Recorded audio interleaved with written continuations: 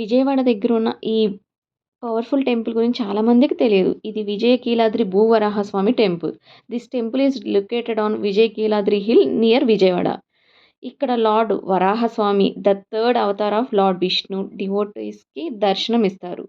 పురాణాల ప్రకారం వరాహస్వామి భూదేవిని రక్షించడానికి భూమి నుండి తీసుకొని వచ్చారు.